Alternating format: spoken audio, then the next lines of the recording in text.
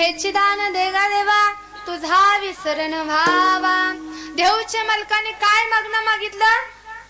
तुझ्या चरणाचं मला सुख पाहिजे, तुझा कधीच मला विसर पडू देऊ नको, एवढंच मला मागणं दे। आणि अशा देऊच्या मालकाने सांगितलं बर ठीक आहे, ह्या ठिकाणी मी अवतार घेतला, ह्या ठिकाणी मी जन्माला आलो की माझ्या मुखातून सतत रात्रंदिवस तुझं नामस्मरण मुखातून येऊ दे आणि साधू संतांच्या संगतीत मला जाऊ दे, गुण गाईन आवडी। त्या नामस्मरणामध्ये एवढी ताकद आहे, साक्षात भगवंताची कृपा तुमच्या आमच्यावरती होती। म्हणून देवचे मालक काय म्हणाले, या ठिकाणी मी एकदा का अवतार घेतला की रात दिवस माझ्या मुखातून फक्त आणि फक्त तुझं नामस्मरणची भक्ती करतो। यात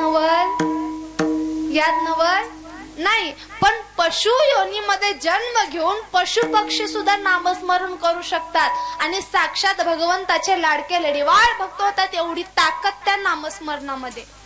ज्या वेळेला रामायणामध्ये आपल्या सीता मातेला पळवून नेऊन लंकेमध्ये रावणाने ठेवलं होतं आणि त्याच वेळेला प्रभू रामचंद्र लक्ष्मण म्हणजे हनुमंतराय लंकेत गेलेत। कोणाला आणायला?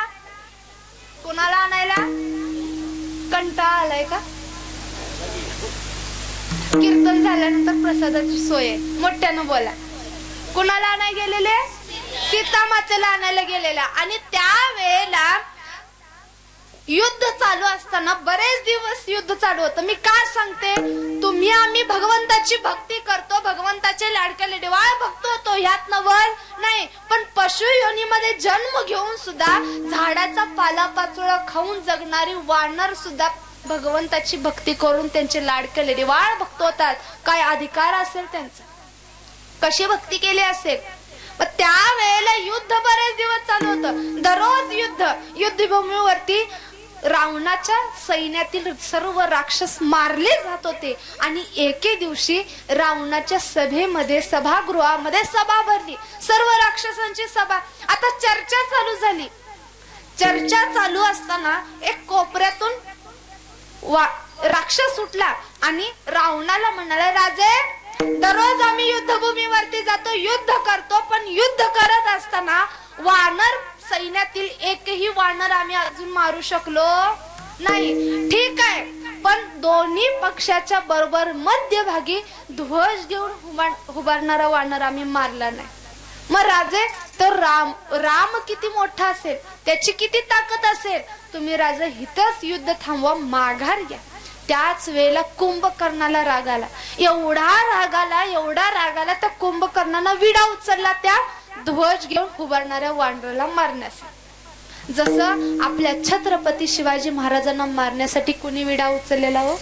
अफजल खानाने। वा, पोरं सुद्धा किती हुशार आहेत। अफजल खानाने विडा उचललेला आपल्या राजांना मारण्यासाठी, तसंच कुंभकर्णाने विडा उचलला त्या ध्वज घेऊन उभारणाऱ्या वानराला मारण्यासाठी।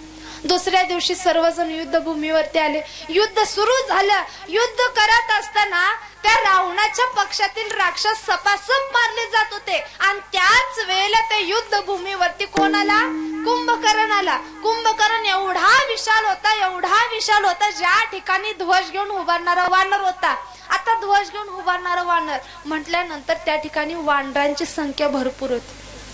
कुंभकर्णाने सहज त्या ध्वज घेऊन उभारणाऱ्या वानराकडे पाहिलं आणि तोंडाने फक्त श्वास आत ओढला। बघा, तो कुंभकर्ण किती विशाल होता, तोंडाने श्वास आत ओढल्याबरोबर त्या ध्वज घेऊन उभारणाऱ्या वानरा सकट 100-150 वानर त्याच्या तोंडातून पोटामध्ये गेली। आता ती वानर होती, गप बसतेत का वानर?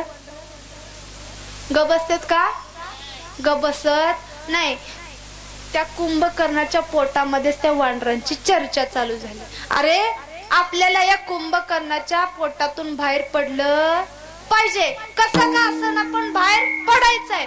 त्या वानरांची चर्चा चालू झाली। आता चर्चा करत असताना जो ध्वज घेऊन उभारणारा वानर होता ना, त्यानं सहज वरती पाहिलं। काय?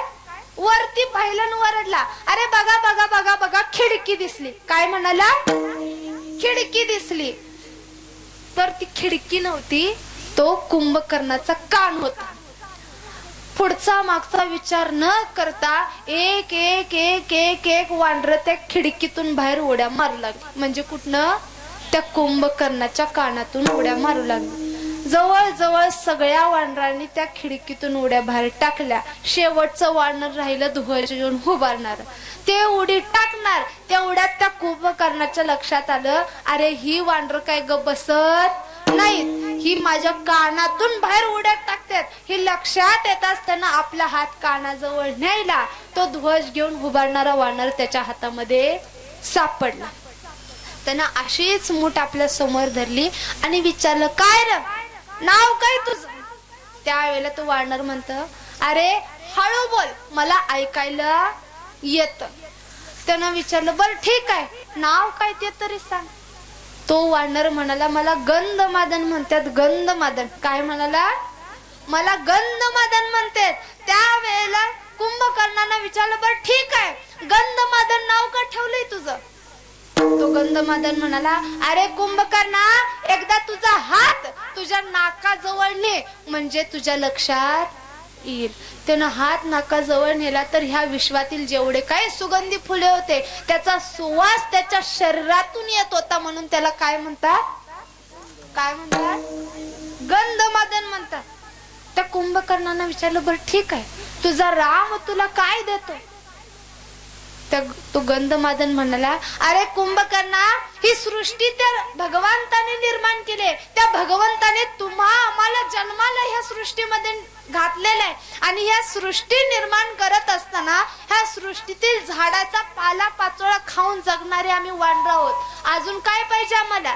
भगवंताच्या चरणाजवळ आम्हाला स्थान प्राप्त झालंय. अजून काय पाहिजे आम्हाला?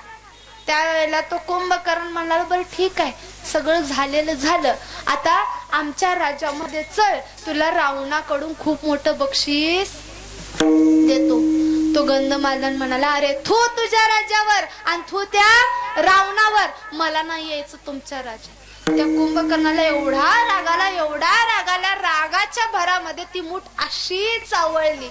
ती मूठ आवळता क्षणी त्या गंधमादनच्या शरीराचा हाडामासाचा लगदा तयार झाला आणि त्याच्या शरीरातून रक्ताच्या चिलकंड्या बाहेर उडल्या. त्या कुंभकर्णाच्या अंगावरती उडल्या. त्याच्यातून आवाज येऊ लागला. कोणता आवाज? श्रीराम जय राम जय जय राम. त्या कुंभकर्णानं तो हाडामासाचा लगदा असा खाली फेकला, पळत पळत रावणाकडे गेला. रावणाच्या कानाला हात लावला तर त्यातून आवाज येत होता, श्रीराम जय राम जय जय राम. रावणानं विचारलं, काय रे, काय आहे? कुंभकर्ण म्हणाला, दादा, अरे दादा, त्या रामाच्या पक्षामध्ये असे काही वानर सैन्य आहेत की त्यांच्या रक्ताच्या थेंबातून त्या रामाचं नामस्मरण ऐकू येतं. मग ह्यावरून विचार कर दादा, तो राम किती मोठा असेल, त्याचा अधिकार किती मोठा असेल. दादा, त्या रामाचा नाद सोडून दे, युद्ध माघार घे, थांबव युद्ध दादा. पण इकडे युद्धभूमीवरती काय झालं? हनुमंतराय फिरत असताना हनुमंतरायनं तो हाडामासाचा लगदा सापडला. हनुमंतरायनं तो हाडामासाचा लगदा हातामध्ये घेतला. प्रभू रामचंद्रांजवळ आले आणि प्रभू रामचंद्रांच्या हातामध्ये तो हाडामासाचा लगदा ठेवला. प्रभू रामचंद्राने विचारलं, काय रे हनुमंतराय, हे काय आहे हनुमंतराय? त्यावेळेला हनुमंतराय म्हणाले, प्रभू, अहो आपल्याच पक्षामध्ये वानर सैन्यामध्ये ध्वज घेऊन उभारणारा वानर म्हणजे गंधमादन. त्या गंधमादनला आज युद्ध करत असताना कुंभकर्णाने चिरडून मारलेलं आहे आणि त्याचा हाडामासाचा लगदाय हा भगवंता एकदा हा कानाला लावून पहा, म्हणजे तुमच्या लक्षात येईल. त्याच वेळेला भगवंताने तो हाडामासाचा लगदा कानाला लावून पाहिला तर त्यातून आवाज येत होता, श्रीराम जय राम जय जय राम, श्रीराम जय राम जय जय राम, श्रीराम जय राम जय राम,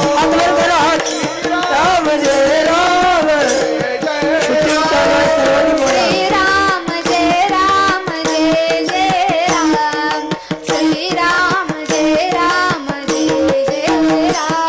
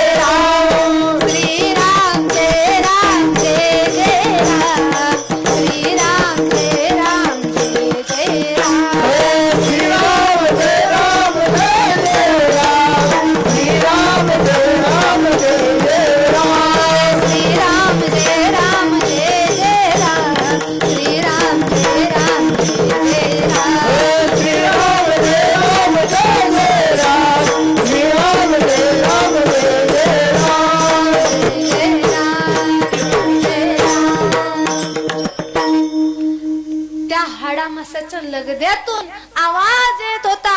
भगवान प्रभू रामचंद्राने तो आवाज ऐकला आणि तो हाडामासाचा लगदा आपल्या समोर धरला. त्या भगवंताच्या डोळ्यातून आपोआप पाणी येत होत आणि येणाऱ्या डोळ्यातून अश्रूंनी त्या हाडामासाच्या लगद्यावरती भगवंतानी अभिषेक घालावा आणि हनुमंतरायनं सांगावा, हनुमंतराय त्या गंधमादनची समाधी ह्याच ठिकाणी अगदी आदरपूर्वक सन्मानितपणे करावी. आणि तशीच सन्मानितपणे त्या गंधमादनची समाधी त्या युद्धभूमीवरती केली. ज्या वेळेला त्या रामाचं आणि रावणाचं युद्ध झालं, युद्धामध्ये रावण मारला गेला, बिभीषणाला त्या लंकेच्या गादीवरती बसवलं. त्या वेळेला बिभीषणाने ती समाधी, गंधमादनची समाधी अगदी सोन्याची बनवली. फक्त सोन्याची बनवली नाही बर का, 65 क्विंटल सोन्याची ती समाधी बांधली.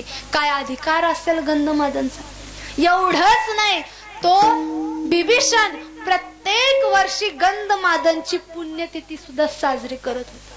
एवढा अधिकार त्या पशुयोनीमध्ये जन्माला आलेल्या एका वानराच होता. म्हणजे भगवंताची भक्ती करून, भगवंताचं नामस्मरण करून, भगवंताच्या चरणाजवळ त्या गंधमादनला स्थान प्राप्त झालं. काय अधिकार असेल. म्हणून आपले जगद्गुरु तुकोबाराय म्हणतात, जर पशुयोनीमध्ये जन्म घेऊन सुद्धा त्या गंधमादनने भगवंताच्या चरणाजवळ स्थान प्राप्त केलं, मग या नामस्मरणामध्ये किती ताकद असेल.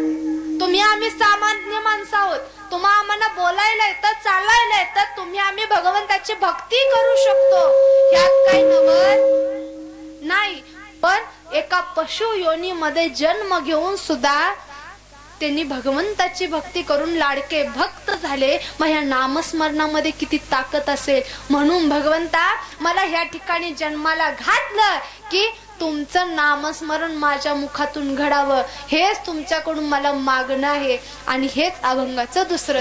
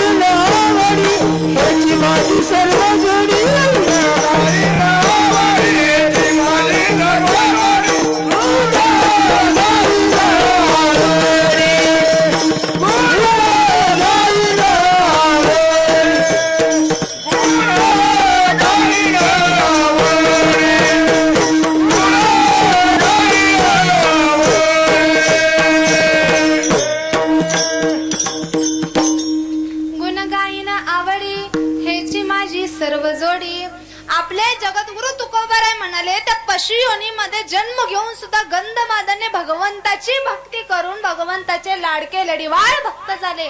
मग त्या नामस्मरणामध्ये किती ताकद असेल. त्या भगवंताच्या नाम चिंतनामध्ये एवढी ताकद आहे. मग मला सुद्धा तेच पाहिजे. ह्या ठिकाणी एकदा का मला जन्माला घातलं की तुमचं नामस्मरण माझ्या मुखातून घडू दे, एवढंच मला मागणं द्या, एवढंच मला दान द्या. आणि एवढंच नाही, एकदा का जन्म घेतला की साधू संतांच्या संगती मला जाऊ द्या, त्यांची मला संगत लाभू दे. मला एवढंच दान पाहिजे, दुसरं काहीच नको. ह्या साधू संतांच्या संगतीचं एवढी ताकद आहे, एवढा त्यांचा अधिकार आहे.